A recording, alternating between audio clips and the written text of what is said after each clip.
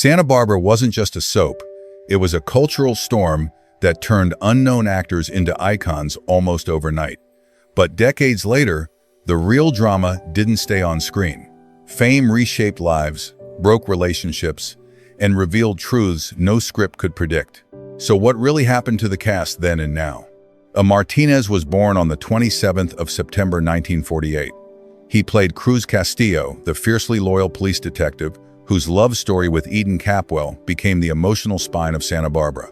When the series premiered in 1984, he was 36 years old, stepping into a role built not on heroic perfection, but on moral conflict and emotional consequence. The cause of Cruz's lasting power lies in credibility he loved with intensity, but every choice came with a cost. That realism created trust with the audience. The effect was one of the most enduring romances in daytime television, stretching across 1,493 episodes and defining the show's identity. But the deeper story unfolds off-screen. While Cruz constantly fought chaos, Martinez chose control. After a brief early marriage ended, he built a stable life with Leslie Bryans, a relationship that has lasted decades. By 2026, at 77, he represents something rare in Hollywood consistency. Cruz Castillo fought to protect love in a world that kept testing it, and Martinez quietly proved that real loyalty is not something you perform, it's something you sustain over time. Robin Wright was born on the 8th of April, 1966. She played Kelly Capwell, the youngest daughter of the Capwell family, whose emotional vulnerability made her one of the most relatable figures in Santa Barbara's early years. At just 18 years old, Wright entered the industry at a point where identity is still forming. The cause of her immediate impact was subtlety. She didn't force emotion, she revealed it. That authenticity created a powerful connection with viewers. The effect was a breakout that launched her far beyond daytime television. But success came with pressure.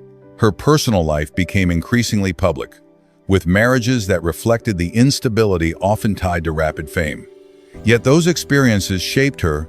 Over time, she evolved into a commanding actress capable of leading major productions and confronting industry inequalities. By 2026, at 59, Wright embodies reinvention. Kelly Capwell spent her story searching for emotional clarity, and Robin Wright spent decades transforming vulnerability into strength, proving that identity is not something given early in life, but something forged through experience. Jed Allan was born on the 1st of March 1935. He played C.C. Capwell, the powerful patriarch whose decisions shaped nearly every major storyline in Santa Barbara. At 50 years old, Allan brought a presence that could not be manufactured. The cause of his effectiveness was lived experience. He understood authority as something that must be maintained, not assumed. That gave C.C. a depth beyond control. He became a man trying to hold together a legacy constantly threatened by internal fractures. The effect was a character audiences respected even when they resisted him. Off-screen, Allan's life offered a striking contrast. His long marriage to Toby Brown provided stability that his character never fully achieved. That contrast defines his legacy. While C.C. Capwell struggled to preserve control over a divided family, Jed Allan built one that endured. He passed away in 2019 at 84. By 2026, his story remains a lesson in contrast. Power may define a character, but consistency defines a life. Nancy Lee Grahn was born on the 28th of April, 1956. She played Julia Wainwright, the sharp, fearless attorney whose intelligence redefined the role of women in daytime television. At 29, she entered Santa Barbara with a character driven not by romance, but by intellect and conviction.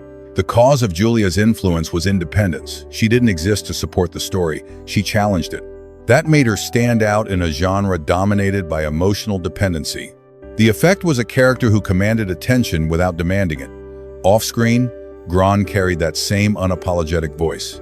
Her outspoken nature brought both admiration and controversy, especially in the modern media landscape. But that tension reveals a deeper truth. Authenticity often creates division. By 2026, at 69, she remains unchanged in the most important way. She refuses to adjust herself for acceptance. Julia Wainwright never sought permission to be heard, and Nancy Lee Grahn proved that lasting impact comes from standing firm, even when it comes at a cost. Lane Davies was born on the 31st of July 1950. He played Mason Capwell, the sarcastic and emotionally fractured son whose complexity made him one of the most compelling characters in the series. At 34, Davies created a performance built on contradiction. The cause of Mason, his internal conflict. The effect was a portrayal so distinctive that later actors could not replicate its nuance. Behind the scenes, his intense working dynamic with co-stars added realism to his performance. Tension became authenticity. But that same intensity also has limits, and his departure marked the end of a specific version of Mason that could never be fully recreated. By 2026, at 75, Davies' legacy remains tied to originality. Mason Capwell was not designed to be liked. He was designed to be understood, and Lane Davies ensured that audiences felt every contradiction within him. Robin Matson was born on the 1st of June 1956. She played Gina Timmons, the manipulative and unpredictable force who brought chaos into nearly every storyline she touched. At 29, Matson approached the role with precision. The cause of Gina's success was intention. Every action, no matter how extreme, came from a place of emotional logic. That made her believable rather than exaggerated. The effect was a villain audiences could not ignore, someone who energized the narrative while constantly disrupting it. But Matson's real life followed a different trajectory. After early personal instability, she transitioned into a more grounded life and even pursued writing beyond acting. That shift highlights a key pattern. Chaos may define a role, but it does not have to define a life. By 2026, at 69, she stands as proof that reinvention is possible at any stage. Gina Timmons thrived in disorder, but Robin Matson ultimately chose stability over spectacle. Nicolas was born on the 3rd of December 1933. He played Lionel Lockridge, the charming and calculating rival whose presence added complexity to the show's central conflicts. At 50, Coster brought a layered performance shaped by experience. The cause of Lionel's appeal was contradiction. He could be manipulative yet sincere, distant yet engaging. That unpredictability made him essential to the narrative. The effect was a character who never felt secondary, always influencing the direction of the story. Off-screen, his life reflected similar unpredictability, especially in his later relationship with a much younger partner, an unconventional but genuine connection. He passed away in 2023 at 89. By 2026, his story remains a reflection of a life lived without rigid boundaries. Lionel Lockridge was never easy to define, and Nicolas proved that complexity, both on and off screen, is often what makes a life memorable. Judith McConnell was born on the 6th of April 1944. She played Sophia Capwell, the elegant matriarch whose emotional strength stabilized the entire Capwell family. At 40, McConnell delivered a performance rooted in control and nuance. The cause of her effectiveness was restraint. She allowed emotion to surface naturally rather than forcing it. That made her presence feel authentic and grounded. The effect was a character who became central to the show's emotional structure. Off-screen, her decision to become a single mother via surrogacy in 1990 reflected independence ahead of its time. That choice redefined expectations in an industry that often imposes limits on women. By 2026, at 81, she remains a respected figure. Sophia Capwell held her family together through constant turmoil, and Judith McConnell demonstrated that true strength is often quiet, steady, and deeply intentional. Todd McKee was born on the 31st of October 1963. He played Ted Capwell, the youngest son whose youthful perspective brought balance to a world filled with conflict. At 21, McKee represented a generation still trying to define itself within an established legacy.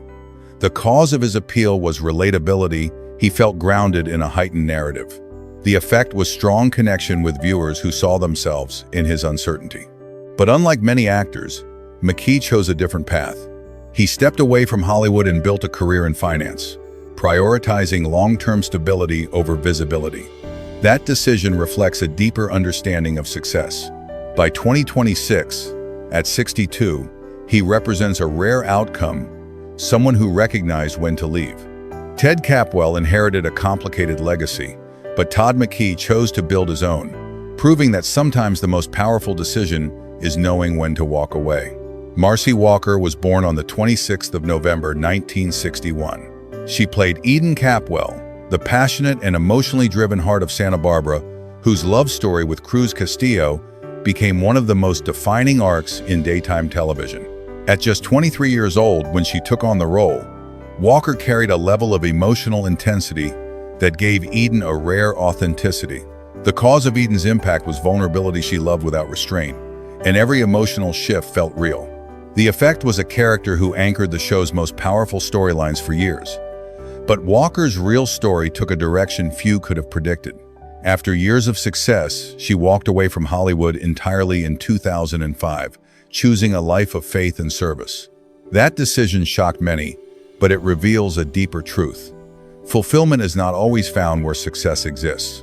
By 2026, at 64, she remains committed to that path. Eden Capwell gave everything to love, but Marcy Walker chose to give everything to purpose, proving that sometimes the most meaningful transformation happens when the spotlight disappears. Roscoe was born on the 24th of November 1950. He played Robert Barr, a complex and emotionally layered character whose presence brought psychological depth to Santa Barbara's later years. At 39, Bourne delivered a performance that felt intensely personal. The cause of Robert's impact was emotional authenticity. There was a sense that his struggles came from somewhere real, that gave the character weight beyond the script. The effect was a performance that quietly stood out, even among a strong ensemble.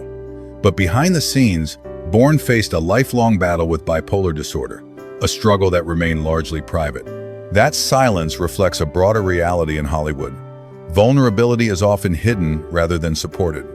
He passed away in 2020 at 69. By 2026, his story carries a heavier meaning.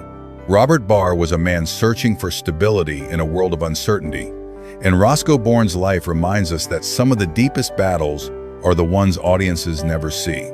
John Callahan was born on the 23rd of December, 1953. He played Craig Hunt, the charming and unpredictable character who added romantic and dramatic tension to the later seasons of Santa Barbara. At 36, Callahan brought a natural charisma that made his character instantly engaging. The cause of Craig's appeal was balance. He combined charm with unpredictability, keeping audiences invested in his every move. The effect was a character who strengthened the show's later narrative layers. Off-screen, Callahan's life reflected both connection and loss. His marriage to actress Eva LaRue created one of daytime television's most recognized couples, and even after their divorce, they maintained a close relationship. That speaks to a deeper truth: some bonds evolve rather than break. He passed away in 2020 at 66 following a stroke. By 2026, his legacy remains tied not just to his work, but to the relationships he maintained. Craig Hunt brought emotional tension to the screen, but John Callahan left behind something more lasting: genuine human connection. Karen Moncrieff was born on the 20th of December 1963. She played Cassandra Benedict Lockridge, a mysterious and intriguing character who added complexity to the show's later storylines. At 27, Moncrieff brought subtlety to a role that relied on atmosphere rather than intensity. The cause of her effectiveness was control. She didn't overplay emotion. She allowed it to unfold gradually. The effect was a character that lingered in the audience's memory, even without dominating screen time. But her most significant transformation came after acting. She stepped away from performing and built a respected career as a director and screenwriter, proving that creative evolution can lead to deeper impact. That shift reflects a broader pattern. True longevity often comes from changing roles, not repeating them.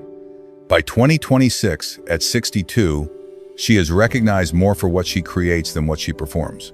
Cassandra was part of a story, but Karen Moncrieff chose to become the one who tells it. Justin Deas was born on the 30th of March 1948. He played Keith Timmons, the volatile and unpredictable character whose actions constantly blurred the line between redemption and destruction. At 38, Deas approached the role with intensity that felt almost uncontrolled. The cause of Keith's impact was unpredictability. Audiences never knew whether he would change or collapse further. That tension created constant engagement. The effect was a character who kept viewers emotionally invested, even when they questioned his choices. Behind the scenes, Deas was known for improvisation, often stepping beyond the script. That risk-taking approach contributed to his success, earning him multiple awards. But it also highlights a key truth: great performances often come from pushing boundaries. By 2026, at 77, his legacy reflects that unpredictability.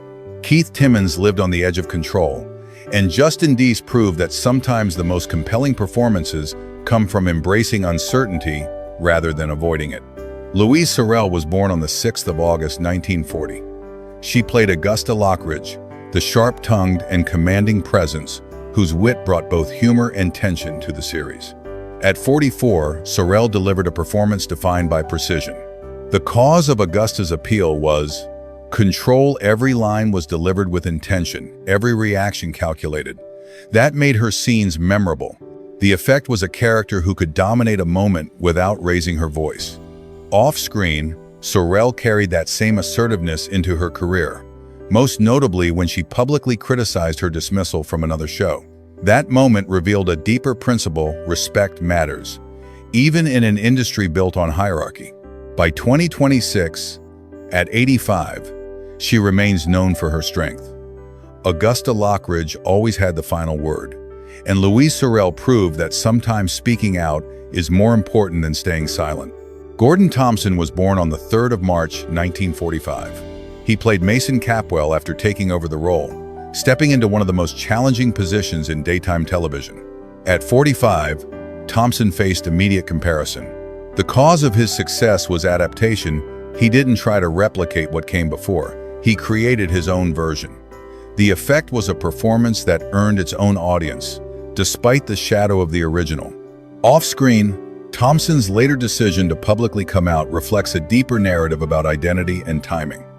For years, he kept that part of his life private due to industry expectations. When he finally spoke openly, it marked a shift not just personally, but culturally.